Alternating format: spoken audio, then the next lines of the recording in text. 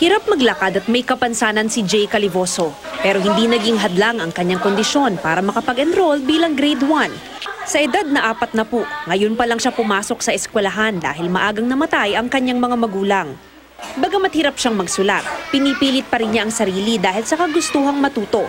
Hanga naman ang principal ng Amarosa Elementary School sa ipinapakitang dedikasyon ni Jay. Nagsilbi siyang inspirasyon sa mga kabataan na siya ay pursigido talaga siyang makapag-aral. Inspirasyon din sa Lara Integrated School sa San Fernando City, Pampanga, ang 14 na taong gulang na si Joel Borlaso. Nag-aaral siya bilang kindergarten student. Kwento ni Joel, pahinto-hinto siya sa pag-aaral dahil nagtatrabaho na siya noon sa construction, katuwang ng kanyang ama para makatulong sa pamilya nila. Pangarap ni Joel na maging engineer, kaya nagdesisyon siyang bumalik sa pag-aaral.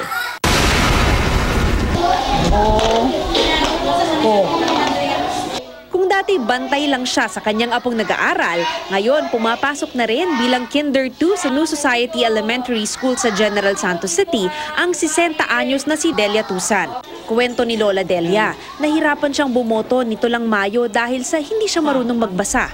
Ito rin ang nag-udyok sa kanya para mag-aral.